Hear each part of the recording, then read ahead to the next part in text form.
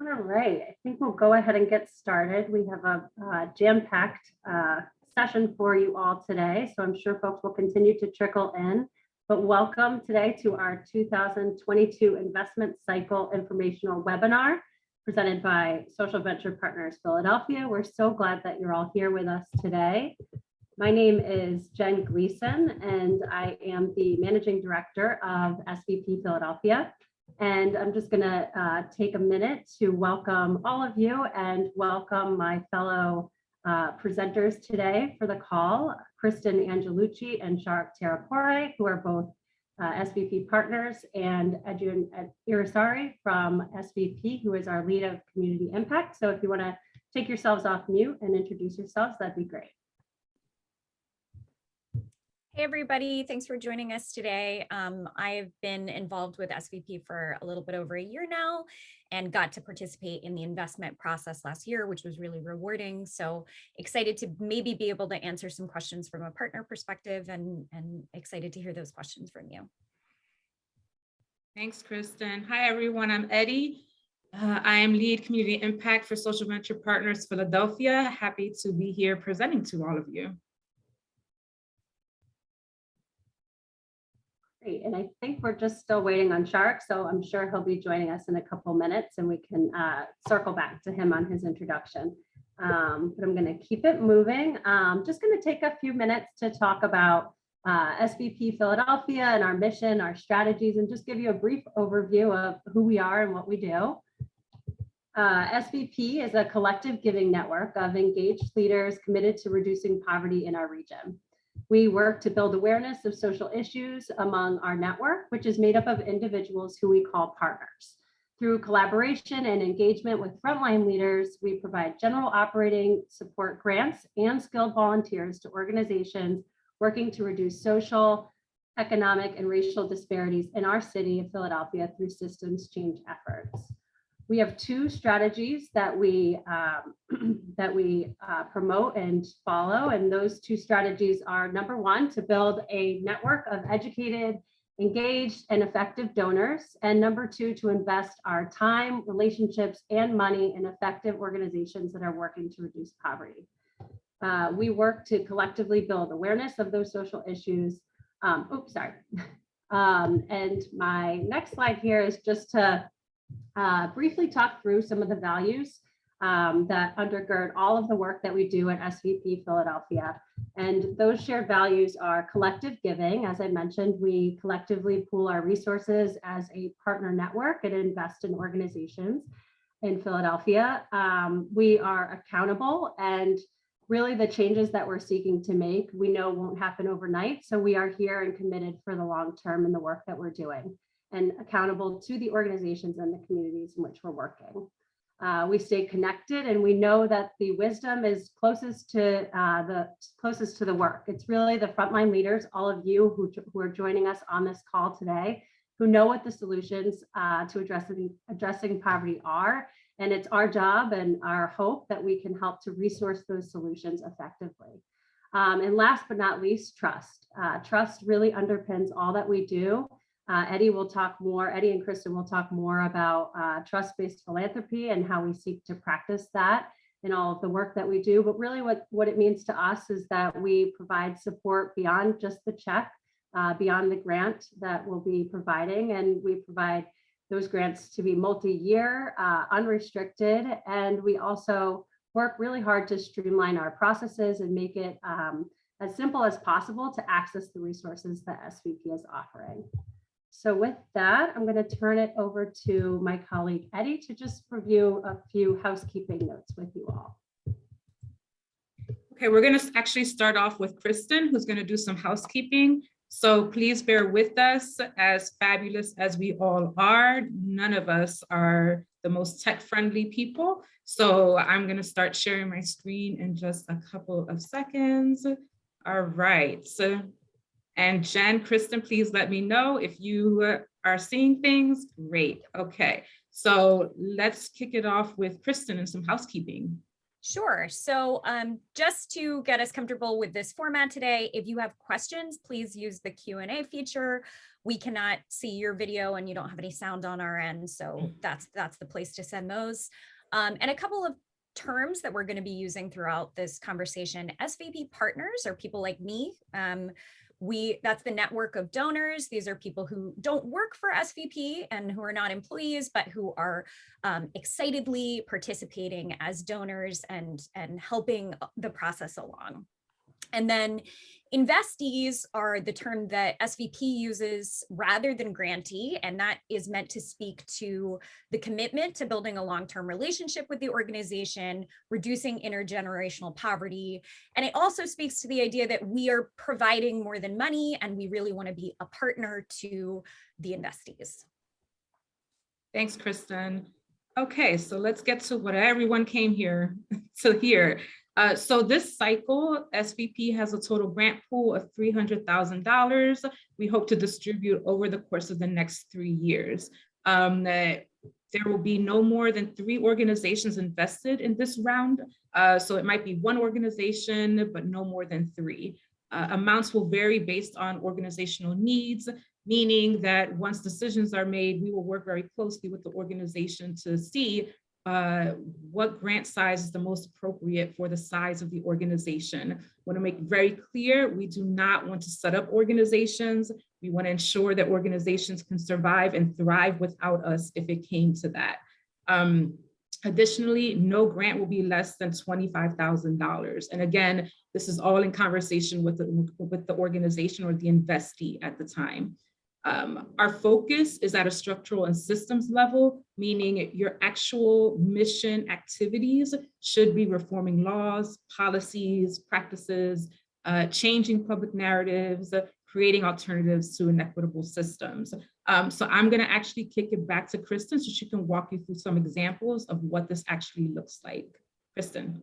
Great, thank you.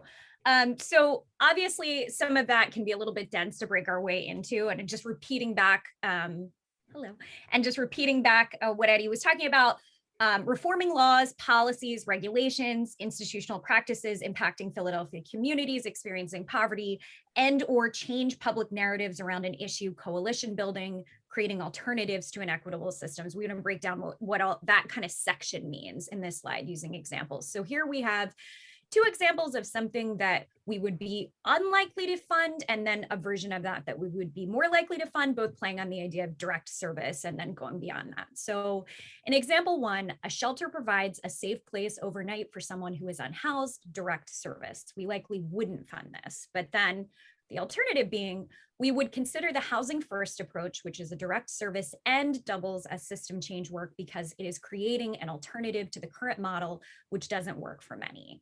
And then very similar setup here on the right side of the screen, example 2. A local youth organization offers after-school tutoring, access to computers and caring staff, enhancing student academic success, direct service. We likely wouldn't fund this, but in the second example, we would consider funding a youth organizing development approach where young people receive academic support and are trained to address the very school policies and practices forcing them to seek support outside of the school setting. So hopefully that makes it a little bit more clear what we're targeting here. Again, there is the Q&A time at the end, but I'm hoping these examples kind of break that down a little bit. Thanks, Kristen. All right. So one of the special things about SVP and the investment process is that we offer capacity building support. And what we mean is that we want to support an organization in developing their core skills in leadership, culture, management practices, support organizations in creating systems that enhances an organization's effectiveness, the sustainability of an organization, and the ability to fulfill its mission. In practice, what this looks like is that once a grant-making decision is decided, the investee will be assigned an SVP partner. That partner would have an initial conversation with that organization to see, all right, what do you need from us? How can we support you? And to begin building that relationship out. This collaboration can be intensive. It can be a very specific project, like let's say, for example, a strategic plan. A lot of organizations need that, some don't, but some may need that. We can support that. At the same time, this could also be a very simple process where we are just building a relationship between our partners and their networks and the organizations we're looking to invest in over the next 3 years.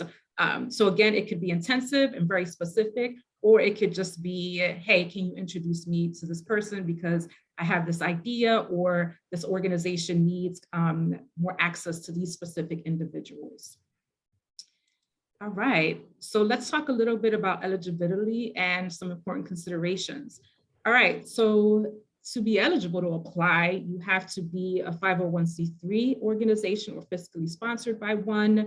You must employ a full-time ED and have a board of directors, have a yearly operating budget of no more than $2 million. We do not have a budget floor, and so we can answer more questions about this later on, but right now the cap is $2 million. You must be focused on the city of Philadelphia, meaning that if you are a national organization, you can apply, but your focus has to be in Philadelphia. You must identify as BIPOC-led, BIPOC-serving organization. For those of you who are not familiar with this, with these letters, we are, BIPOC is Black, Brown, Indigenous people of color and communities. Why BIPOC-led? Well, research has shown us that these groups have been historically and continue to be underfunded. And so this is an opportunity for these organizations specifically. Your organization must not have familiar relationships across board and staff. And your organization mission must seek to transform inequitable systems. That is something that's very, very important to us.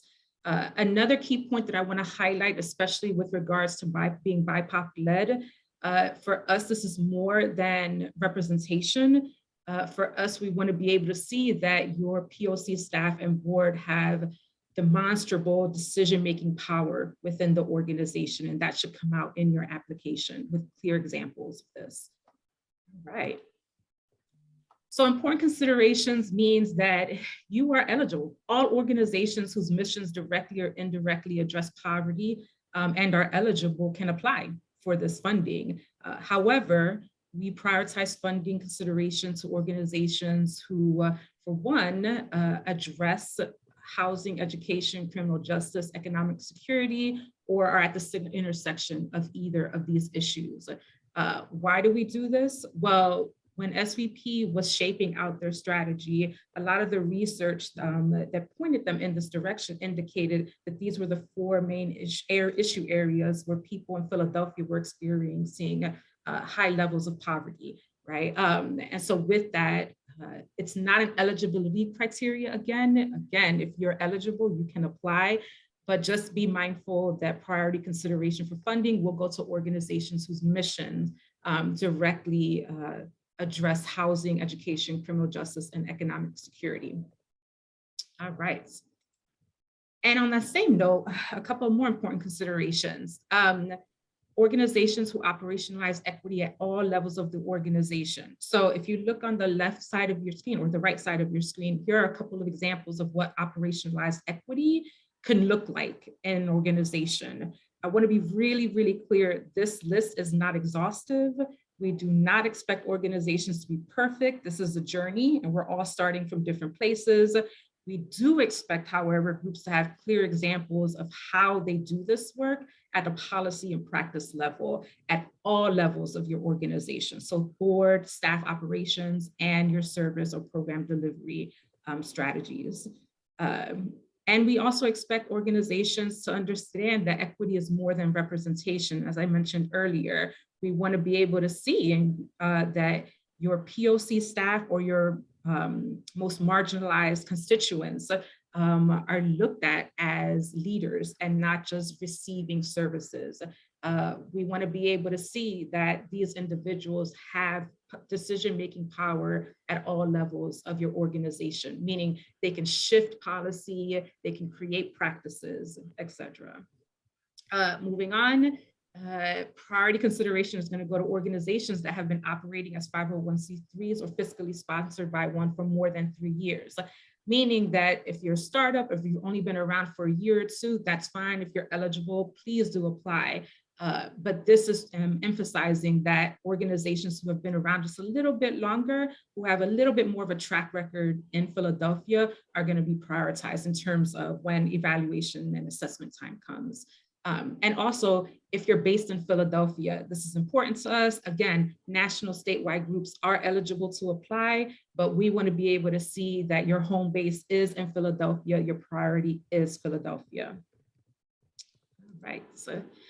Okay, so let's talk a little bit about the actual application process and some key dates. I'm going to kick that over to Kristen. Kristen. Thank you. So this is, I think, so I'm a former fundraiser myself, and I think that we put a lot of effort in making sure that this is not a super burdensome lift for you. So the application should be an essay format, and it's no more than 5 pages long. You're going to create an account in Reviewer, and that's where you're going to provide the relevant information and upload the supporting documents that we're asking for. If you haven't used Reviewer before, it was my first time using it last year on our end of it, reviewing applications, and it was fairly intuitive, and it's a nice place to get it all organized. And then if you're one of the 5 to 10 organizations that are selected for a virtual interview or for a site visit, you're going to be asked to submit additional financial documents for review at that time. So those are being asked for right up front. And then on the next slide, we're going to look through the key dates. And you can feel free to screenshot this if you'd like to, or jot anything down, but this all is in the informational packet as well. The big one we're calling out here is tomorrow, February 23rd. The application portal opens at 9 a.m. So that's when you can start entering that information into Reviewer, and then it closes March 25th. So again, through Reviewer. Thanks, Kristen. Okay, so in an effort to be as transparent as possible, here are the application questions. Again, I just want to reiterate that all of what we're talking about today can be found in the information packet. You should have received it in reminder emails from Eventbrite, but all of this will be emailed out to all registrants and attendees of this webinar after this webinar. But yeah, so again, if you want to screenshot this, sure, or you could just revert to the information packet. But yeah, we want to know how your organization addresses poverty. We want to know, or we want to give you the opportunity to describe how your organization works to transform regulations and the institutional practices that may be harming marginalized communities. We want to understand how internally you address issues of equity. We want to give you the opportunity to describe your organization's approach to evaluation. And one of the key pieces to this process is we want to know areas your organization could benefit from having SVP in your lives. This is an extensive network. And so we want to be able to know how we can support you up front, so we're able to be honest about what we can do for you later on. All right. And then another key piece to all this in terms of being transparent is how reviewers will evaluate each application. And so the following bullets describe the criteria that the applications will be assessed on. So I encourage everyone on this webinar to look at the review criteria. The full scoring rubric is in the information packet again. Look at this, at the weights and what SVP finds very, very important. Those top 3 are really, really important. Obviously, the weights are at 25 and 20%. I would review the scoring rubric first before anything you do. It will be a good indicator to you how much time and energy you want to put into this process, right? And now I'm gonna kick it off to Kristen. We got to look at the Q&A. I think Jen and Kristen have been following it. Are there any questions? This is the time. You have staff and partners on this call. If there are any questions, please, Jen or Kristen, if you want to read them out, and we can take turns answering them. Yeah, I'm scrolling back up. It looks like some were answered in real time. So some of them that I saw coming in looks like those were maybe answered. But One of the I'm- questions that we get often, so I think it's Yeah. good for us to put it out to the group, is if an organization has many programs under its umbrella and one particular program fits the SVP model and the others don't, can the organization apply for funding specifically for that one program? And the answer that I gave was that you can highlight the specific program in your application and how it fits, SVP's eligibility criteria.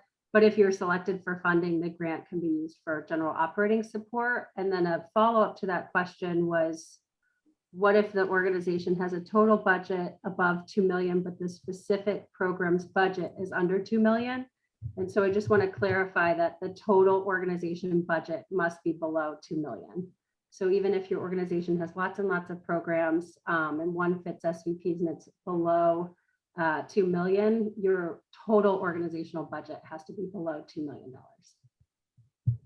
We also want to emphasize that the evaluation criteria, and I apologize, the light just went off in my room if you can see me or not, but the assessment is of the whole organization, right? So you can come in under a program, but when we're asking questions around how you operationalize equity at the board and operations level, you want to be really, really clear that if you have one or two programs serving people of color, but that representation is not reflected in the policies and practices at the board and staff level, that might hurt you. So just keep that in mind, that the assessment is of the whole organization, not just of one program. Eddie, we have a question. What is the rationale for not including organizations with familial relationships? Yeah, so we're trying to minimize as much conflict of interest as possible. It's been our experience that oftentimes family relationships across boards and staff can sometimes lead to some issues that we might not want to deal with. Financial issues, developing policies in the interest of community versus family. It's not uncommon to have this practice for a funder. But again, we encourage dialogue and conversation. If there's a situation where there are families across the board and staff, then yeah, we would love to talk to you about that and see what checks and balances you have in place. So it's not an automatic no, it's more of a let's have a conversation if you want to continue this process. And again, Jen and I are happy to jump on a call after this to talk through some of that stuff, so you're not wasting your time putting in an application if you know actually that might not work out for us. I'm looking at the question from LA Shears and thinking that probably in our time here today, we wouldn't be in a good position to tell an organization directly if this is a good fit or not a good fit. So I would go back to what Eddie is saying of that, we're going to share a slide after this at the end that has a contact information. So you know where to find us, but thinking about also the guideline around looking at the rubric, I don't think any of us would want to try to make a quick judgment call based on a paragraph. But I know that the intent is sincere of we don't want anybody to use time on something that's not, not a good fit. So if in looking at the rubric, you still feel unclear, I would say reach out. Thanks, Kristen. A question from Kyla Smith Brown. Can you please speak a little more about SVP's network? What kinds of things have they collaborated with investees on in the past? So I can bring some light to this one, and then Kristen and Eddie, if you want to come behind me if I forget anything. But essentially, we have right now about 62 partners in our network and growing. These folks come from a variety of professional backgrounds with different lived experience and, across different neighborhoods in Philadelphia and the surrounding area. So there's a variety of experience that people are bringing, but as far as the capacity building support that we seek to provide, it's really based on what the organization defines as their, highest needs at the time. To give you some examples, we've done some promotion of different job openings, through the SVP network. We've helped to recruit board members to organizations, boards, also helped to, promote openings. We've connected our organizations with different learning opportunities and capacity building programs that they may not have known about. either through our umbrella organization, which is United Way, or other capacity builders in the region. And we've, done more discrete types of connections and projects. I should have mentioned in my earlier introduction that SVP Philadelphia is a chapter-based organization, and there are 42 other chapters internationally. And so while we're relatively new, having just launched last year, there's a number of examples from other SVPs throughout the country and the world as far as what types of projects they've helped organizations with. So I'd encourage you to, Google SVP and insert major city, and you'll be able to check out their websites and the types of organizations that they've worked with over the years and the types of capacity building that those networks have been able to provide to their investees. I would just, something I would add to that, like I said, from a fundraiser perspective, is I think that what is really great about SVP is the part about you're telling us what you need support on is really sincere, and you're not expected to need support in something you don't need support in so that we feel good about ourselves. You are actually giving us information on the gaps that you have and the areas where you need a connection, or you need additional expertise, or you need somebody to maybe open a door for you that's not open for you. That's the role that we want to play, but we want to listen to you and hear what that is rather than making assumptions.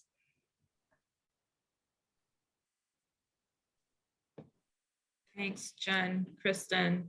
I would emphasize in terms of submitting a proposal to SVP, you want to be as specific as possible, give clear examples of your work.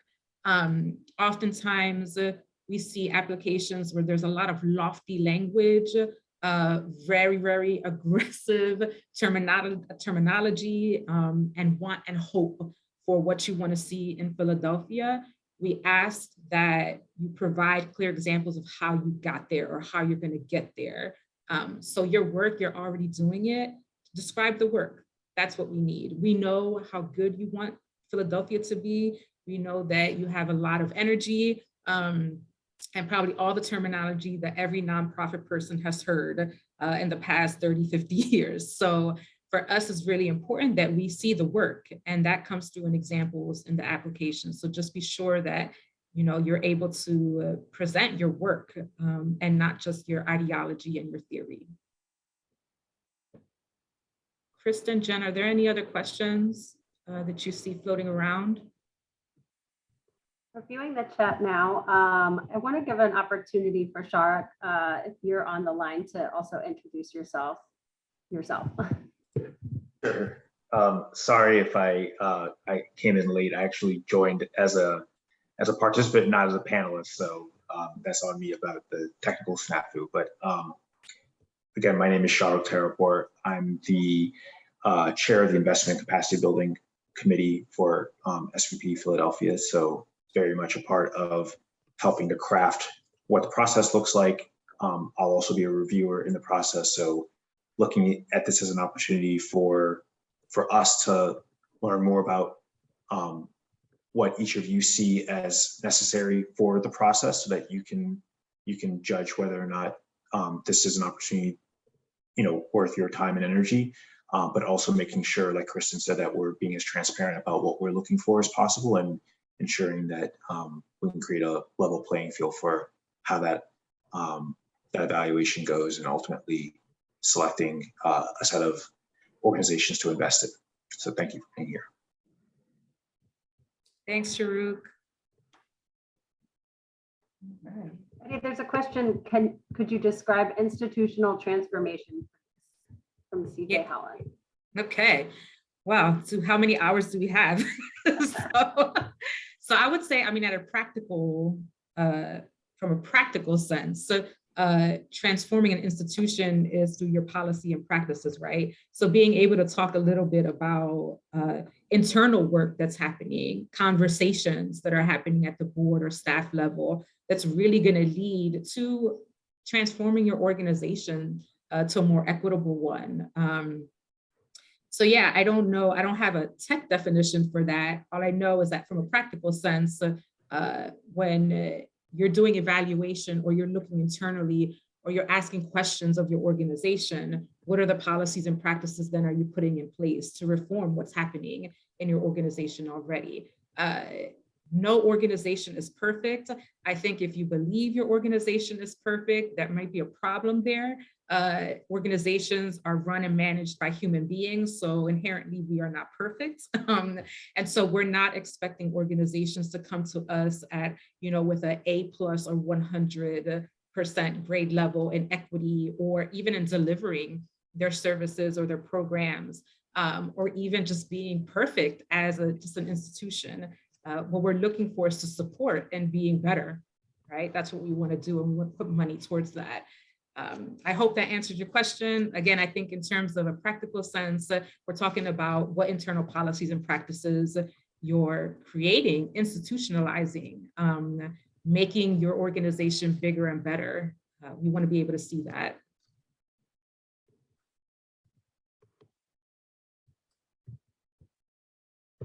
I do believe, I hope that we've answered either live or in the chat the questions that were posed. Does anyone have any other questions they'd like to add to the Q&A?